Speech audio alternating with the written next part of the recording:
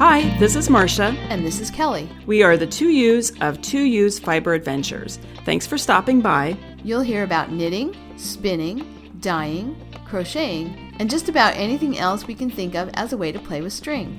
We blog and post show notes at 2usfiberadventures.com. And we invite you to join our 2U's Fiber Adventures group on Ravelry. I'm 100 Projects. And I am Better in Motion. We're both on Instagram and Ravelry, and we look forward to meeting you there. Enjoy the episode.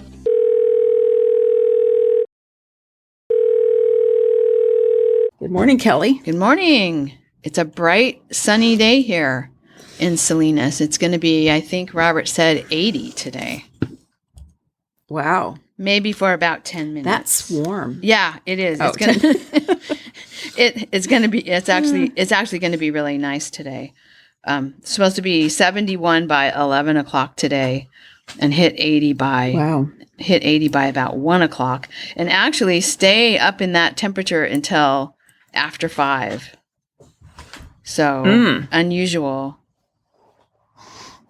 Well, not that unusual. And what time will you be getting home from school? Well, what time will I be getting home? Probably around 4:30. Maybe I'll get home a little early. I've been doing so you can sit outside for a little bit. Maybe. Yeah. I've been doing interviews. We're hiring a vice president, and so I've been on the interview committee. So I've been doing interviews. So I'm very behind on schoolwork. So I do have to work today. But I am going to try to take advantage of sitting outside and doing some things out, either on the patio at work or in the backyard. I have a student coming to my office this afternoon, and then I have a meeting at 1 o'clock, and then after that, I don't think I have anything. I don't have any commitments to other people, but I have commitments to myself to get caught up. So, yeah. One of the other reasons that I'm behind, Monday, I wake up to, Robert's already awake. He's let the dogs out, and I hear him, and he's like, Kelly, come here. Kelly, come here. I'm like, okay, I got to get my, you know how it is when you wear glasses. You have to get out of bed. You have to find your glasses. You have to put them on. Yes. And then I have to put on my robe, find where did I kick off my slippers, all that. So I get myself out of bed. Go to the bathroom too. Well, yeah, but this thing. Was urgent. So I wasn't doing that. Yeah. I could tell there was something urgent. And I've told you about this, and I posted about it in the Ravelry thread too, but, he's like, look out this window. So looking down from my studio window, you see kind of the corner of the house, and then the fence. There's a chain link fence there that we had to put in when we got Bailey, or they wouldn't let us have her. She needed a higher fence than what we had. So anyway, in that corner was curled up what looked like a little fox. Well, come to find out, when I went outside and could see a little bit better, not like pressing my nose against the window and looking down, it was a Belgian Malinois, probably a young dog, maybe 7-8 months at the most, I think. I mean, she could have just been small, but anyway, she was curled all up in a ball, and Robert's like, I think she might be sick because she's not moving. The dogs were barking at her through the, they were right there at the corner of the chain link fence barking at her, and she didn't move.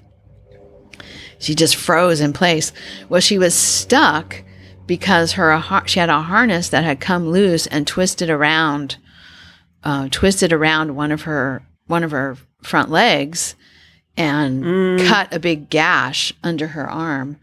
And so every time she moved, it was cutting deeper into her flesh. So I went out there and made friends. Not really, because she was totally petrified. But at least, made it so that, figured out that she wasn't going to bite me. Yeah. And was able to clip a leash to her collar, because she had a collar on too, thank goodness. I was able to clip a leash to her collar and persuade her to coax her out of the corner, because I didn't want to, come at her with the scissors while she's pressed into a little tiny ball in this corner with her back up against the wall and the fence. So I pulled her out of I coaxed her out of the corner a few steps and got her to stand up. And then I was able to cut the harness off of her. But the poor thing, I mean, that was just, she was really, really uncomfortable and scared. And so I waited. The point of this story is, I thought, okay, well, my morning is going to be taken up by this, called the animal shelter, waiting for them to come get her. Cause I can't let her go. I tried to get her in a crate so like I could actually go do something, like get dressed.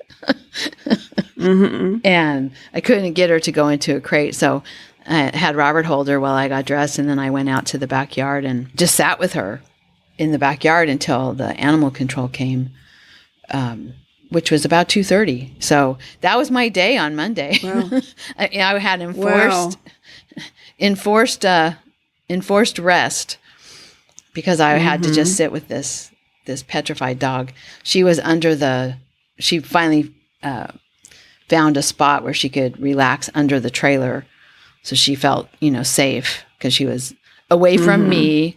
Nothing could come at her from above because she was under the trailer and backed up against the tires of the trailer. So so she felt safe. So yeah, that was another day of no work, which is okay. I mean, but I have to get caught up. Yeah. So, but I just have to ask about this dog. So the shelter came and picked her up, and then you did tell me, I think we texted that she's not chipped, so they don't know who she belongs to. But the fact that she had a collar and a harness, it seems like she escaped. They're pretty. What do you think? I think that she probably did get out of somewhere, escape somehow. Maybe something scared her and she bolted. I don't really know. And it's hard to know what her real personality is. If she was kind of spooky beforehand, I mean, maybe something scared her and she bolted. It's hard to know. Yeah. So what happens at the shelter? Do you know? So they've listed her as found. They have a place on their website where they have the dogs that have, been picked up so that people can find their dog at the shelter. And there, there's a period where they keep them in the hopes that they'll get, reunited with their family. And then if that doesn't happen, depends on how she is, how she adjusts. I think she'll be fine. She wasn't mean or anything. And she was pretty, traumatized when she was here. So it's hard to know, once she's got medical attention and she's not in pain, got some stitches and stuff, maybe she'll have a different personality too. But she wasn't like mean or dangerous.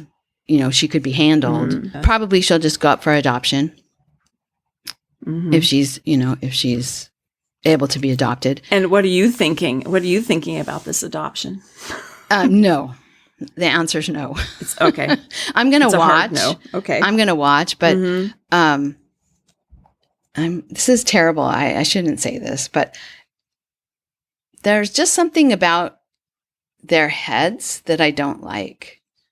They're just not to me, they're not attractive dogs because of the shape of their head. And I'm vain about my dog. I have a, this sounds stupid. I have a dog aesthetic. Well, I know you do because from all of our conversations about poor dear Nash, yes. He was a very ugly, homely sweet boy, but ugly Labrador Retriever. Yeah. Yes. So anyway, so we know how you are. Yeah, we know. Yes, you know how you are. Yeah. So it's not a possibility for us. Yeah. Even if I did like the way she looks, it's really not a possibility for us right now. Two dogs in the trailer is hard enough. Right. And you have two young dogs too, right? So you have another young dog. Yeah. not even a year old. That's just a lot, you know. So she'll find a home. Yeah, I'm not worried about that really. I'll break in for a quick update here while I'm editing. The dog was actually picked up by her family after just maybe 3 or 4 days at the shelter. I'd been checking the website to see, and yeah, she's back home. So that was good news. Well, anyway, anything else we need to say before we start projects? I don't think so. I don't have any news, really. I've been just head down doing stuff for work. The only thing I have going on is I've started my garden project.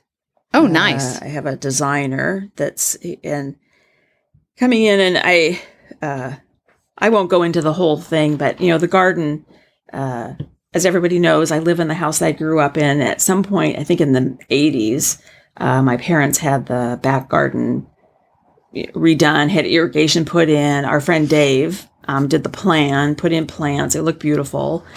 And there's updates over the years, but it's just gotten very, you know, all gardens. The thing with gardens, they keep growing, right?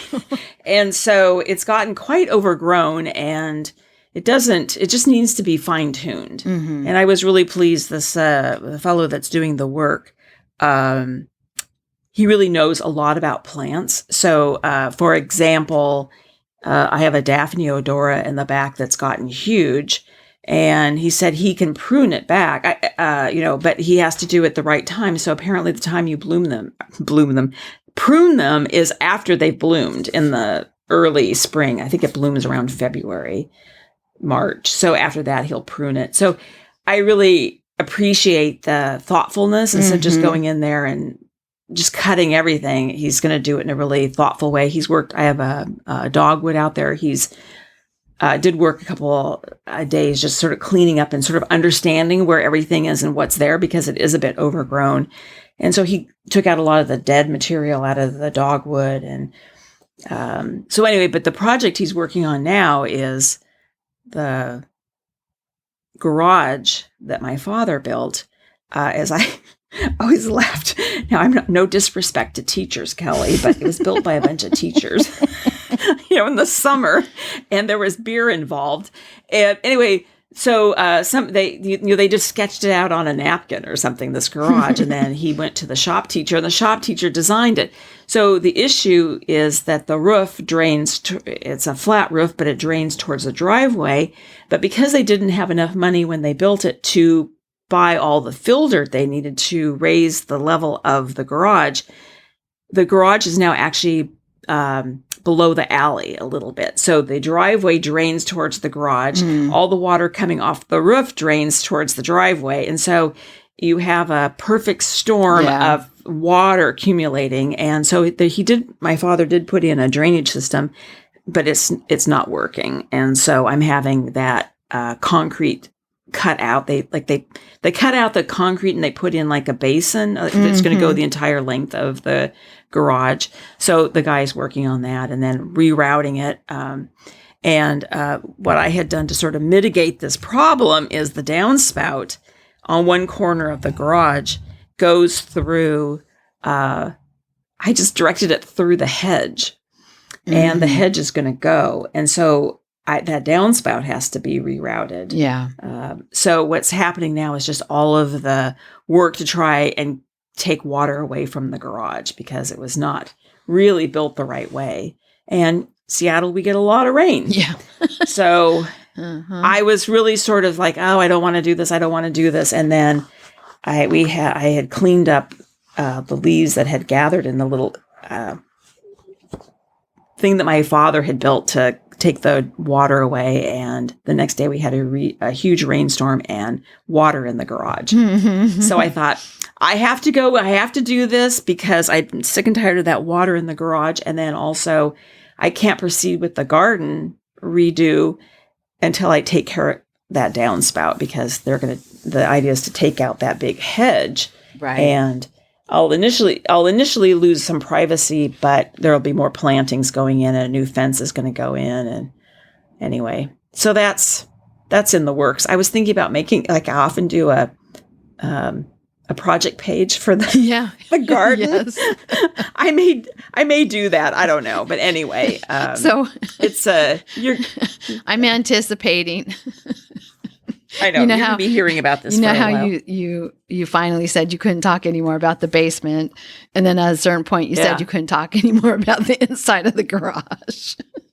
Yeah, it's going to be the same thing with the garden. However, I have to say, what's really nice about this, I'm not doing it.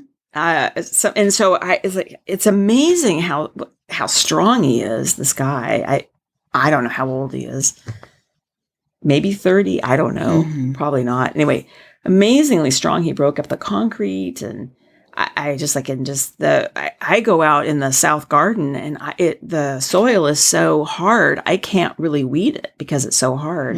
And so he's dug up some bushes, and he's dug up. There's trenches going everywhere for this new system of drainage, and I mean he's.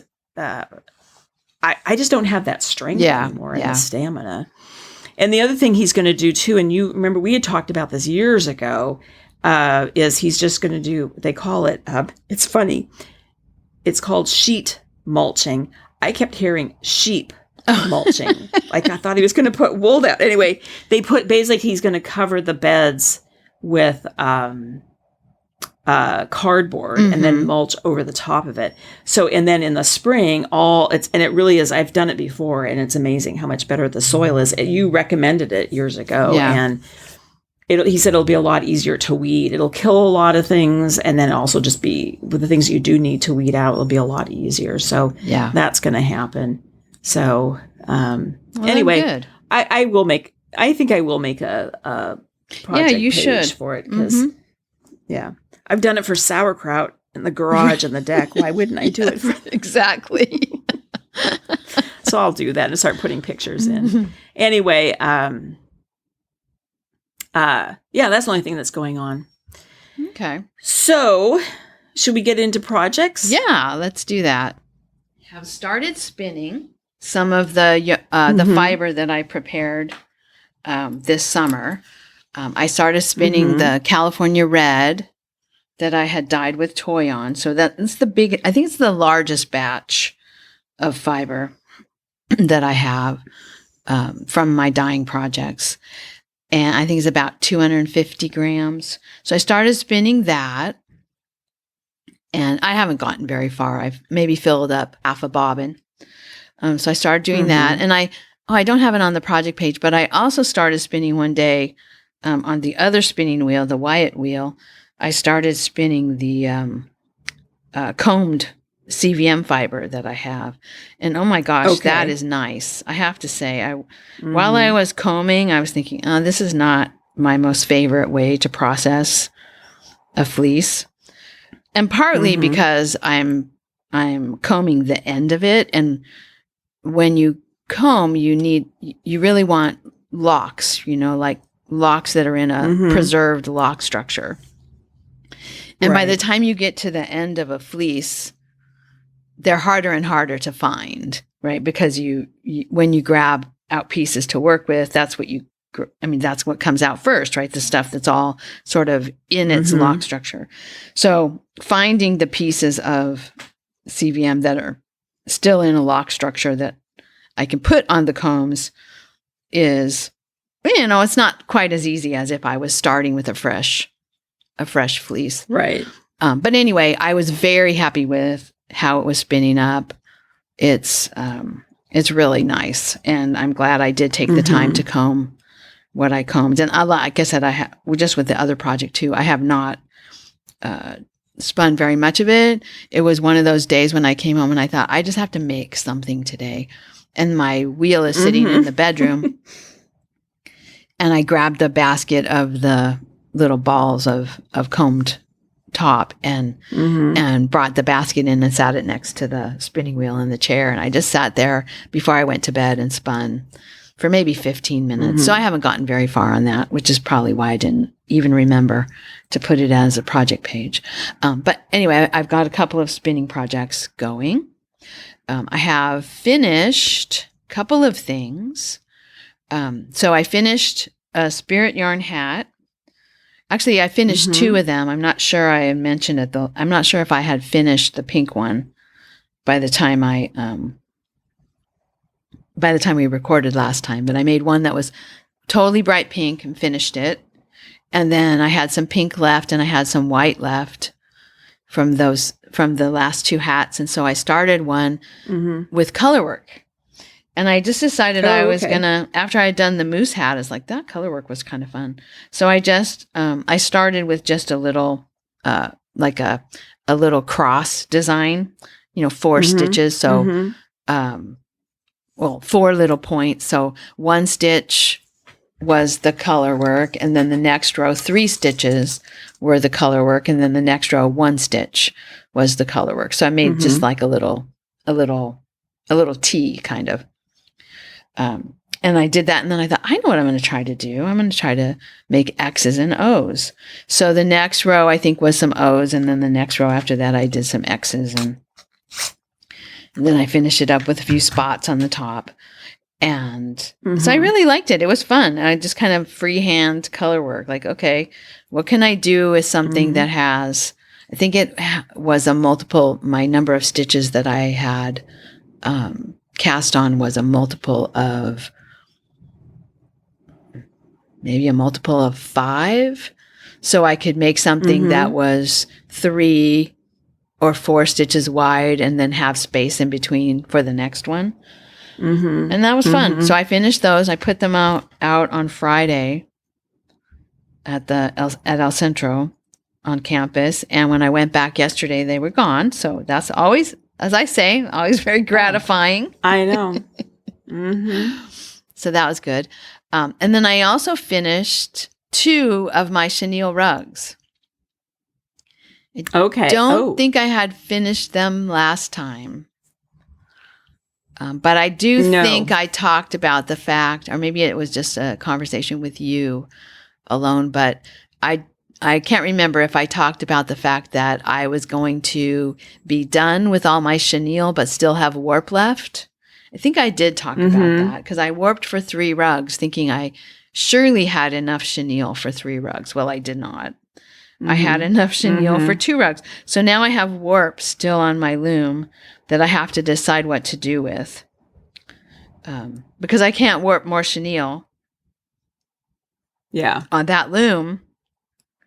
Right. And it doesn't make sense because at first I thought, well, I'll just take this warp, and I'll just reslay it and use it to make chenille. But my chenille strips will only be about 1 yard long if I do that. And that's kind of a waste.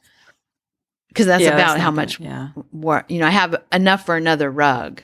I guess that'd be longer than, I think the rugs are about 50 inches.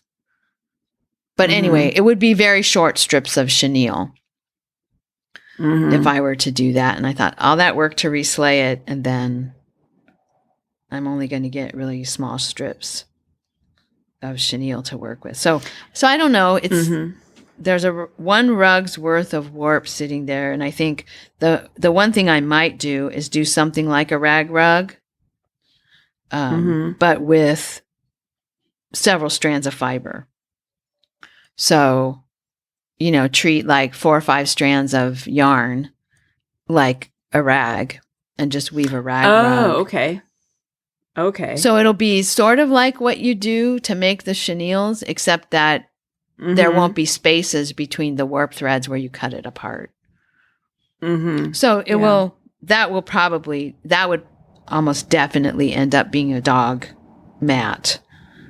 If I did that, I don't think it would be particularly pretty. Or I guess it could be like a doormat, So I don't know. Yeah. It's just a matter of using up the rest of this warp. And then I also thought, well, I could just reslay it skinnier, tighter, a tighter set, and make dish towels.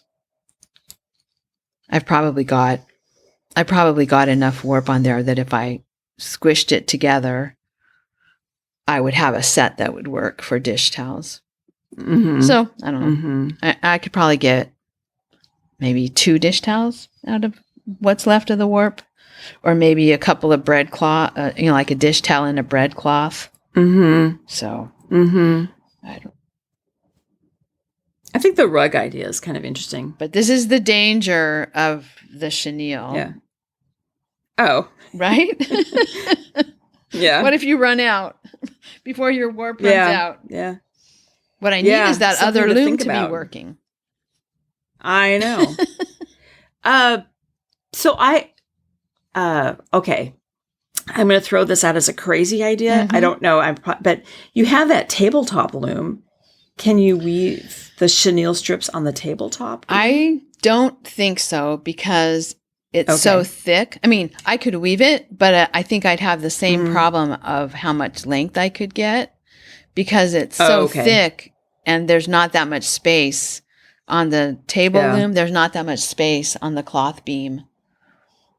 But no, it's not a crazy idea. I thought about it. And then the other thing I could do is, put a cross in and take that off the loom.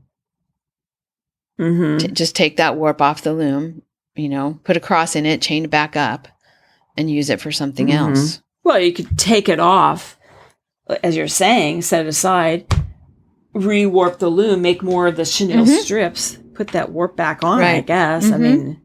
and make my third chenille rug. Yeah. Yeah. Yeah, that makes sense. I don't know. There's options. They're all, let me just say, they're all options that are not exactly fun because either way, you got to rewarp that loom at some point, either to weave the chenille strips or warp it again for the chenille strips. And then if you use the current warp and just weave a rag rug or dish towels or whatever, you're gonna have to warp the loom twice anyway, right? Because you've got to rewarp it for the, you know what I'm saying? Yes. Yeah. There's no way around. That's right. It's just, yeah. Yep. I have a monkey wrench in the works here. So anyway, yeah. But I like the chenille rug. No, it's fine. It's fine. I like the chenille rugs a lot. I have one of them in the bathroom. And we've been using it kind of as a bathroom rug. And so, right now I'm really enjoying it. It's nice. It might not stay there. It might end up going somewhere else, but that's where it is for right now. So I love them. I think they're really great. They are slippery. I think I need to get a rug, like a rug pad underneath it. So it's not so slippery on the floor. But they're really cool. So yeah, I'm looking forward to making the third one. I'm surprised that the first two are so similar, given that I really felt like I went wild with the color on the second batch of chenille. But the two rugs are, they're not exactly the same, but you can tell that they're different. But they're not as different as I thought they would be. So that's interesting too. So it makes me excited to use the rest of what's in the bin and make more of these and see how they come out. I do think one of them's going to end up in the trailer. I have other idea for a trailer for a rug in the kitchen of the trailer, but I think at least one of them will go with us when we go to the trailer alley in Pismo, because we always like to have rugs down for the open house when people are coming in and out. Yeah. Yeah. So, I was just going to say something about the slipperiness, needing something underneath them. It's interesting. The two rag rugs that I wove, I put one in the bathroom on the main floor, and then the other one I thought, I'll just put it right by the kitchen sink. And I finally just had to take it up because it was so slippery on the kitchen floor. I just put it in the closet. But the one in the bathroom, because the floor is like tiles, but they're kind of have a little bit of a texture to them. I think intentionally because they're on the floor so you don't slip. It stays more in place. It's interesting. But I really thought, I'm going to use these two. I was going to use one at the back door and one at the kitchen sink, and just too slippery on the vinyl floor. I wonder if I need to get something under them. Yeah. I mean, you could get a rug pad under them, or the other thing that I remember from making the slippers that I've done is the fabric paint. And then, they're not reversible after that, but you know, put a little fabric paint design on the bottom.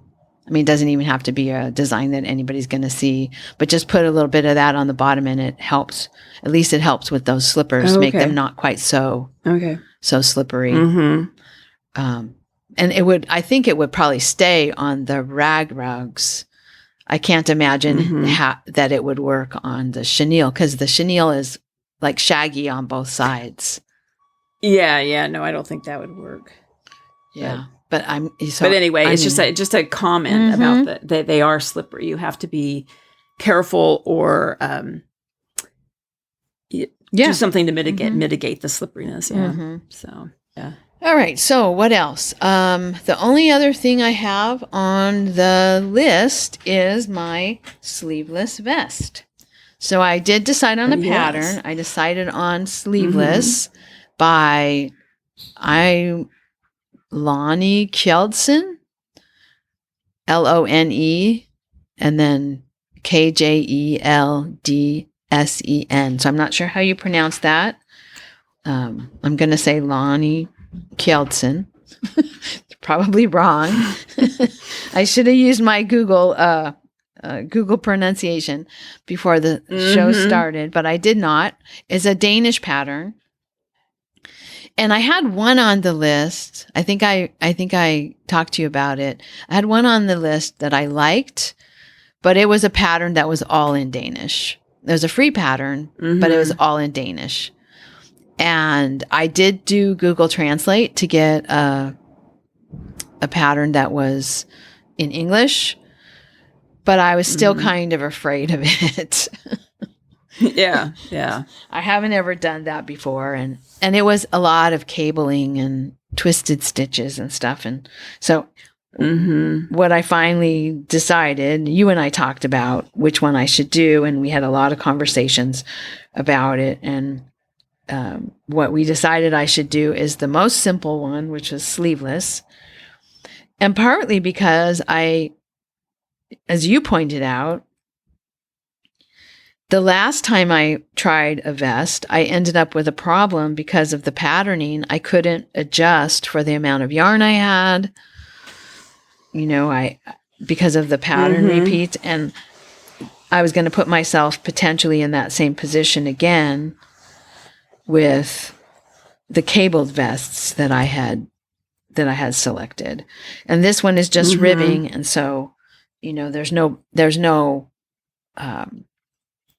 if I want to change the length, make it shorter, make it longer, run out of yarn, so make it shorter, have more yarn and want it longer, I have those options because it's all just ribbing.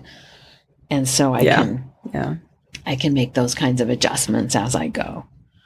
And it's bottom up, which wasn't my preference. But again, since it's a simple design, I can make adjustments as I go in that bottom up. So I finished the bottom ribbing. There was a lateral stitch horizontal knit stitch that I did. And now I'm on the body ribbing, which is a little bit wider rib pattern. And I'm maybe 3 inches into the body at this point. So it's a really nice, easy knit.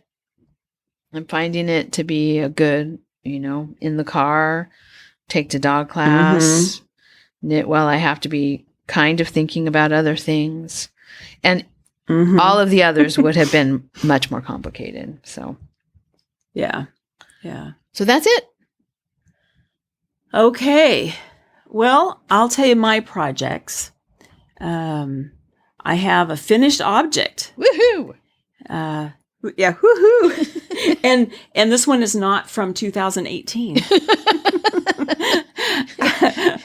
I finished the deer scarf, the scarf I was making for the concrete deer lawn ornament that my son has at his house. Nice. Sharing with his roommates. And I had mismeasured it. It ended up being, including the fringe, it's about 9 feet long. Wow. I thought it was going to be longer than that, but I think 9 feet is plenty long. So I had to run some errands the other day, and I decided just to go by the house and just put it on the deer and not say anything. So he texted me that night that they were super excited about the scarf, and nice. Yeah, so it's very cute. So I'll post a picture in here, and I'll post one on Instagram too. But it's very cute, and I have to say, well, I guess I had mentioned this the last time when I went over there. I don't know if I said it or not, but I had stopped by the house because I hadn't really seen it for a really long time, and I just wanted to see how big it was.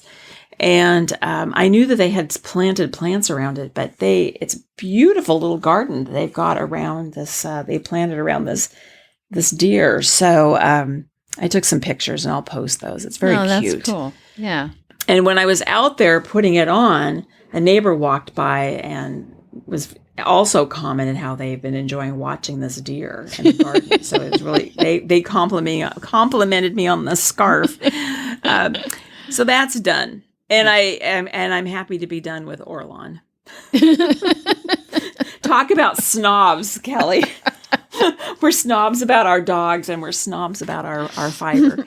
Anyway, so I'm sitting here right now working on my socks, just the red heart and soul, and the colorway blackjack. I'm about 6 inches on the leg, so I have another inch probably, and then I'll start the heel flap. And Mountain High, I have knit down to.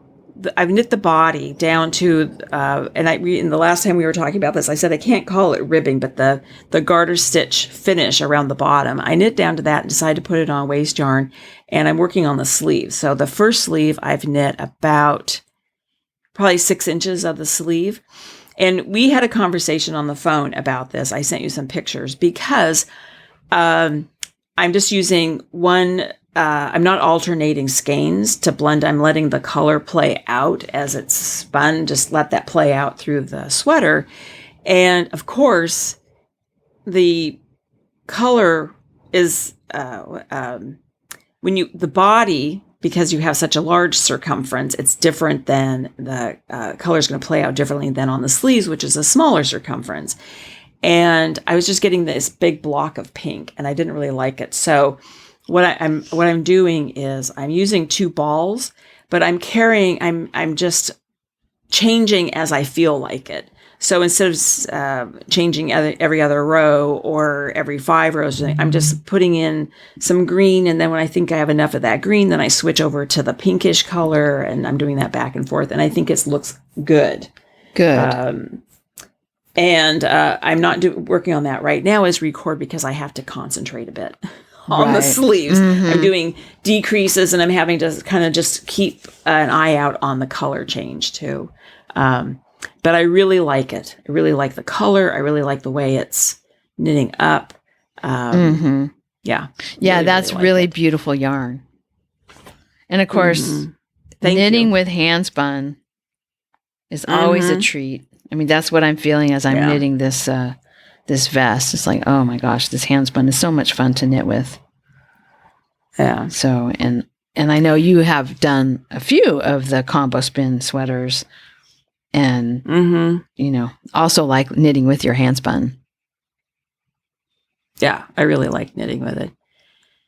And so I'm working on that. I will say it's kind of funny. I've never done this before, but I'm having a couple of times I just have to break the yarn because, I'm on the wrong side. As I switch balls of color, I have to kind of, I don't know what the correct term is, sort of twist them so they're not just loose. They have to sort of be caught up in the one that I'm knitting with. And a couple of times it's been on the front. Like, what am I doing? That line is running up the front, so they just have to cut that and pull it. Anyway, it's weird. I don't know why I'm doing that. I've done that 3 times. So strange. Anyway, I got it. I'm now just like, okay, you need to pay more attention. I guess because I'm focusing so much on the color, I'm not paying attention to which side of the the fabric the color change is taking place. Where you're carrying that other yarn. Yeah. So, anyway, and then I'm spinning the Sheridan Flats, the colorway Kaleidoscope. I'm spinning that. I filled 2 bobbins, and I'm going to do a 3-ply. So I'm working on that. And mostly that's just like watching the news. Yeah. Spinning on that in the evening. So I realize I have kind of a pattern. I do stuff during the day. Spinning happens while I'm sitting and watching the news. And then at some point, when the dog starts bugging me, it's time to go to bed. I just go get in my bed, but I'm up and I knit and watch movies. Mm-hmm. So it's like knitting takes place in bed. Spinning takes place. Well, I've been known to spin in bed, but spinning takes place in front of the TV and on the deck. And, mm-hmm. Yeah. Mm-hmm. Yeah. And weaving is more daytime. I don't know why that is, but anyway. So, which then I have to talk about weaving. So I'm starting more rag rugs. I'm warping the loom for 4 rugs, and I wound the warp, and I started putting it on the loom yesterday.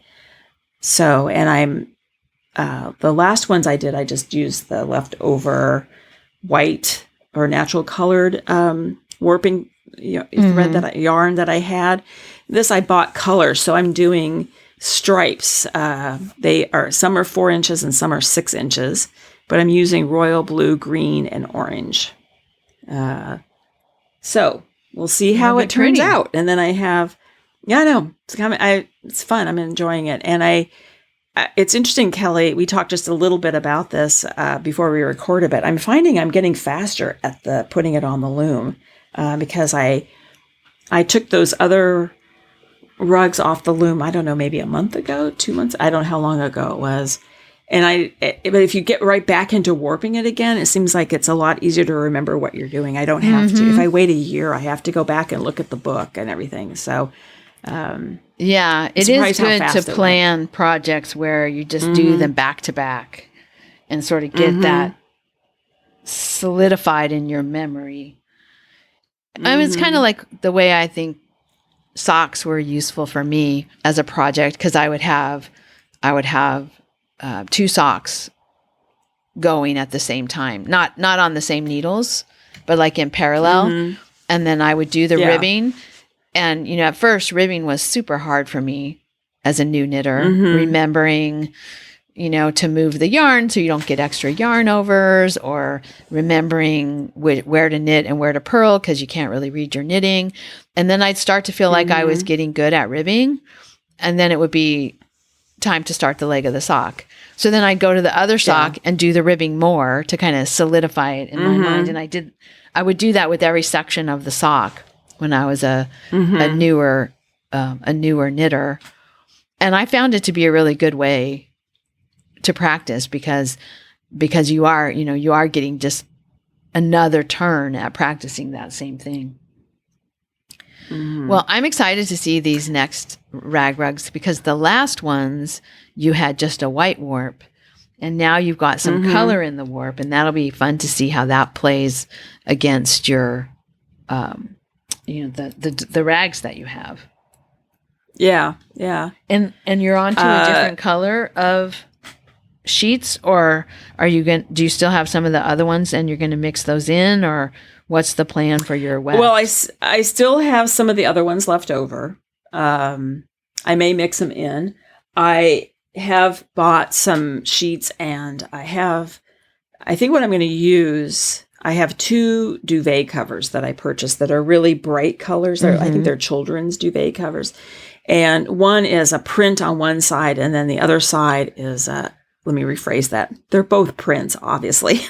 But one side is like elephants and giraffes and stuff. So big blocks of color and different colors. And then on the reverse side, it's like red, and then it has orange circles on it. Sort of reminds me of the Target logo. So it has like a circle and then a dot inside the circle. And so they're the same colors but very different patterning. So I'm kind of interested. I think I'm planning on using that. Nice. And then I have another one that's again bright. Is like red and yellow and lime green, and it doesn't have animals. It's like stripes, but then print within the stripes. So big stripes that are maybe like 6, 7, 8 inches wide, and then some are about 3 inches, but within that stripe, there's patterning. I'll take pictures of all of this, and I should actually take pictures of and post them, put them in my project page of what I'm thinking. So the thing is, I don't have a plan what I'm going to do in terms of I just put the striped, I'm putting the striped warp on. I'm thinking of using those bright colored sheets, but I don't know. I might throw in some of the old stuff that I used before. I don't, I actually I don't know if I'm going to do that or not, because these rugs, I'm going to make the strips 1.5 inches. The last rugs, I made them 1 inch, and I think this time it's going to be 1.5 inches. I think that's actually the recommended size. When I was reading the rag rug, that rag rug book, so that's what I think I'm going to do. That's a good idea. Yeah, and then that'll give you a way to compare the two. You can see, okay, what does it look like with the inch wide strips, and how do you like the rug with the 1.5 inch strips? Yeah. So I have a lot of rugs. I've got a bright yellow one with white daisies on it. I've got a navy blue one. I've got a couple are like paisleys. These are your sheets and duvet covers? Yeah. Yeah, that'll be really fun. I have one that's, and the paisley one is like, I have another one that's like, it's a really old sheet, you can tell. And it's like a bright, like a robin's egg blue with yellow flowers on it. Yellow and pink flowers, I think. And then this paisley one is all kind of like blue and beige and white and black, I think. So I don't know. I have a lot of options. And I can go back to the Goodwill too if I want. But true. I think I have. I know, but so I was looking at the rag rug book, and there are some pattern suggestions of striping patterns for rag rugs. I may follow that, or I might just change colors as I feel. I don't know. I haven't gotten that far. Well, and you have 4 of them on the. You have warped for 4, so you could do some free. Sort of freestyle, whatever you want, and you could do some from the book. Yeah. Nice. You have a lot of choice. And it is interesting, though, what I did learn from the other rugs I made is the how they weave up, how the pattern on the sheet looks, and how it weaves up is very different. And the one and the ones I made before, the one rug I thought, or the sheet I thought I'm not going to like that so much in the rug was the stripe. And I ended up really liking the stripe. So, because it made that, there was patterning then forming as these blue and white stripes, because I cut the sheet across the stripe. So then that made its own patterning, where if you have just an all over design, it was kind of like little checkers. On your strip. It's just kind of interesting how it. Yeah, so you don't really know until you start weaving with it what it's actually going to look like, and it's completely different, obviously, when it's woven than what it looks like in the sheet. So, anyway, fascinating, and.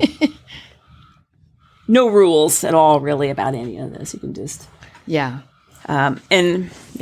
So I don't know, and I don't even know where they're going when I'm done with them. I may just give them. I probably should just give them away, because I really don't have that much space for rag rugs. I mean, I can put them in the bathroom, and if I get something under the rug, I could use them in the kitchen. I don't know. Who knows? I'm not even gotten that. I mean, mostly just weaving them, and then it will all be revealed. Well, that's kind of how I feel about these chenille rugs. I have a feeling there will be some people in my life getting chenille rugs for Christmas. Yeah, really. And one of the things that I've learned, and on the second one, I tried to be more careful, but at each of the edges, at the ends, the beginning and the end of the rug, it's sort of the take up I wasn't as careful with my weaving to not have that take up.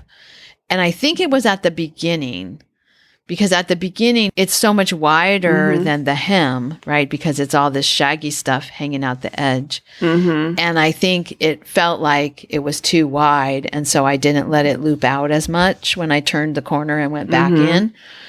And so I have my edges are pretty nice all the way along, but at either end, right before the hem, they both sort of bow in. And on one side, it bows in more than the other, which I think is the beginning of the rug. So I'm going to try to be really careful on my next one to make sure that the ends of the rug stay the same width as the middle of the rug. So anyway, that's it for me with projects. All right. I think my weaving project leads into the home along because I'm weaving a home project. I can't wear rag rugs. Yes, and I am too with my I'm double dipping in the weave along and the home along with my rugs as well. So and I think so I've been watching the thread, and I've seen it's very interesting. There are two Lindas, both in Pennsylvania, that are both making Christmas ornaments. I had to go check the Ravelry page. I was like, is this the same person with two Ravelry names? And I went to check the profile to say, oh, maybe, thinking maybe someone long ago had one Ravelry name, and then, you know how you do, you sometimes don't remember you had an account and then created another one. Anyway, I think it's two different Lindas, both of them in Pennsylvania, both making Christmas ornaments, which are really cute. They go, they're the knitted ones that go over the glass, the clear glass ball ornaments.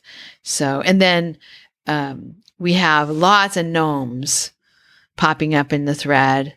Lots of people are making gnomes for the home. Gnomes for the homes. And then she wasn't in the home along thread. It was I don't remember what maybe is the morning coffee, but Autumn, who has a little poodle, she is making a bunting. I think that's what you call it. A string with all the little triangular flags. With swatches. She was doing a yarn tasting at a local yarn shop. And so, you get little bits of yarn to make swatches with. And she decided to make her swatches in triangular shape, and then hang them from from a chain or an I-cord, I guess, and make a bunting with them. And I thought, oh, that's a really good idea.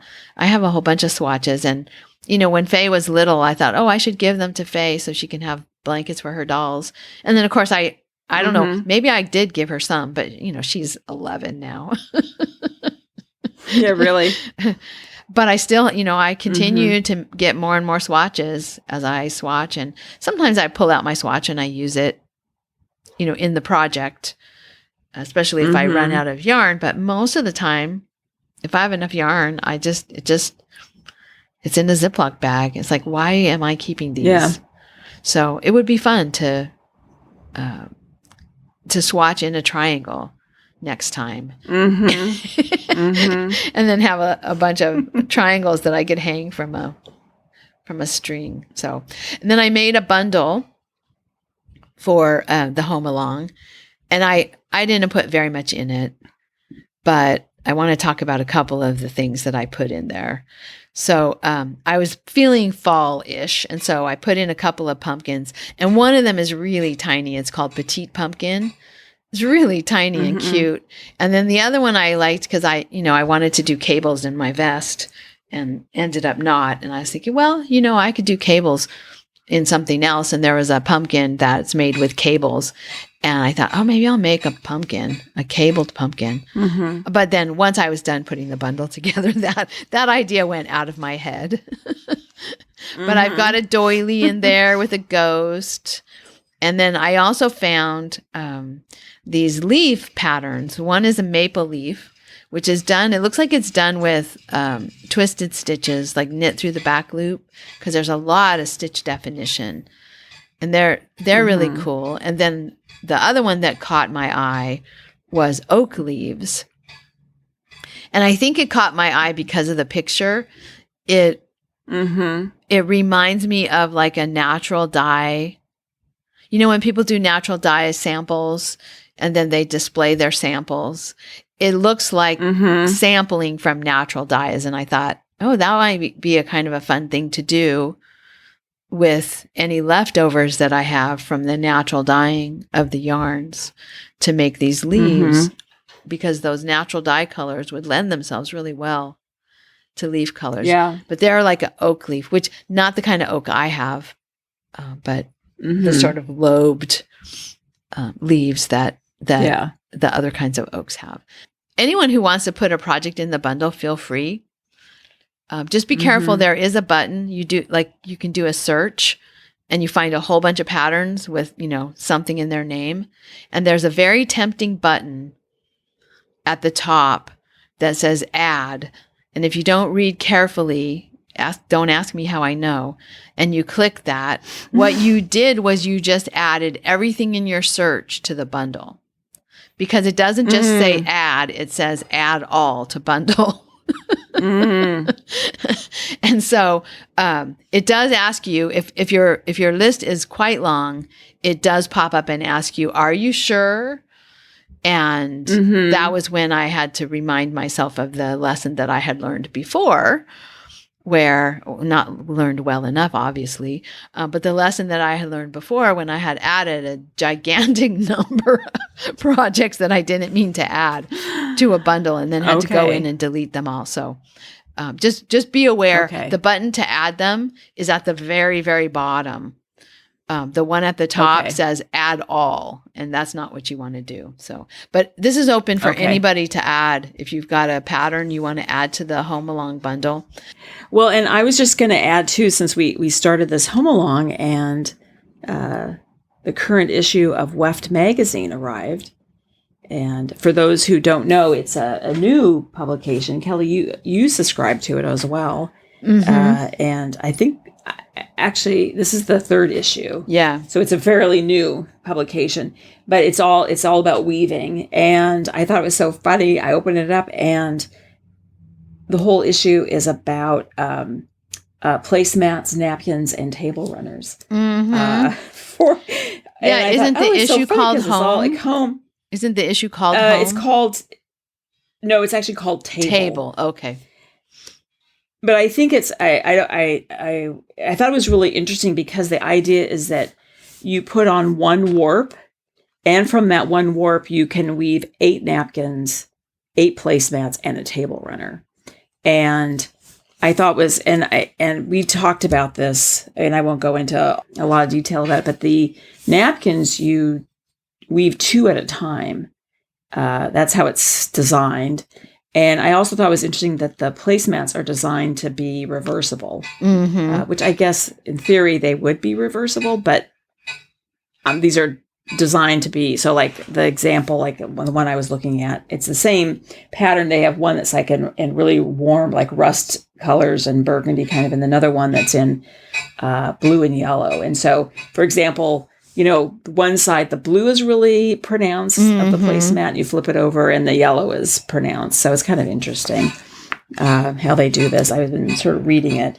And there's interesting, this is interesting too, that a couple got married and someone wove them the cover that goes on the, Kelly, what's it called when you get married? Shupa. I'm part. I'm not Jewish. So what is you stand on? Yeah, I don't know. You know what I'm talking about. I know what you're talking about. I don't know what it's called. Everybody's going to be yelling at us listening to this. It's a cover that she wove to put over the top of it, and then now using it gave it to the couple, and they can use it now as a tablecloth. Kind of cute. Yeah. Yeah. Fun project. Well, and I like some of the articles. They do an interesting mix of articles that have patterns with them and then articles that are about things. So one of the articles is about what kind of fibers, how do stains come out of different types of fibers? And I'm interested to read that one. And then the other one that I was really interested in is in seaming. It was with the tablecloth, because you make it in strips and seam it. And so they did samples of all different types. And I haven't read it. I just looked at the pictures. I've just browsed through the magazine and haven't had a chance to dig into it. But it had all these different samples of seams. And, that's something that I would probably never do. I mean, I would never think to do it. Like, okay, let me sample the seaming that I'm going to try. Yeah. And so they've done it kind of for you, and you can see like what types of seaming, what do they look like when they're done? What do they look like once they're washed? Because I want to make a blanket that is seamed. I found one in Ravelry that I really liked, and I didn't favorite it. And so now I can't find it again. But the two edges were vertically striped, so striped in the warp. And so you have these vertically striped edge panels. So it wasn't 2 panels, it was 3 panels. A wide middle panel and then 2 narrower side panels. And the side panels were striped in the warp. So it wasn't like you were trying to match up stripes or match up patterning in your seams. Which I'd always thought, that would be so hard to do something with the design and then seam it. But the way the way it was designed, the 2 edges were purposefully different than the middle. The middle was mostly plain, and then the edges were vertically striped from the warp. And I thought, okay, that's really beautiful, and I would like to try that. And now I cannot find that pattern. And I have done every kind of Ravelry research I can think of to try to find that project page again, and I have not been able to do it. But anyway, seaming, my point, seaming is something that I want to learn how to do and use in at least one blanket project that I have in mind. Okay, and then we're back to weaving again, because we have to talk about the winter weave along. That's going on now through March 31st. So we'll talk more about that.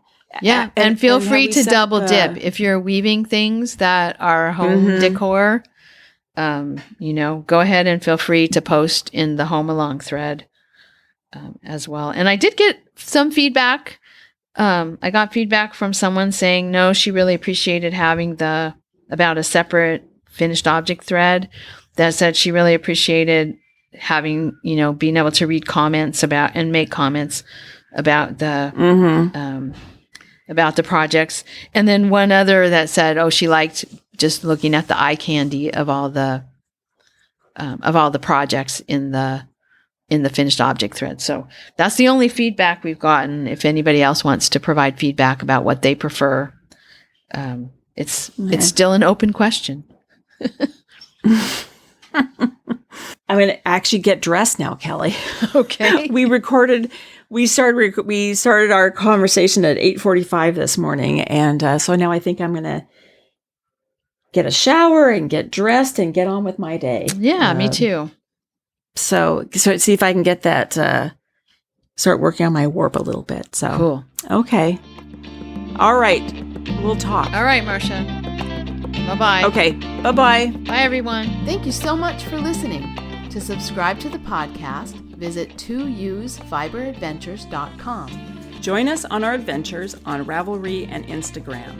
I am Better in Motion, and Kelly is 100 Projects. Until next time, we're the 2Us doing our part for World Fleece.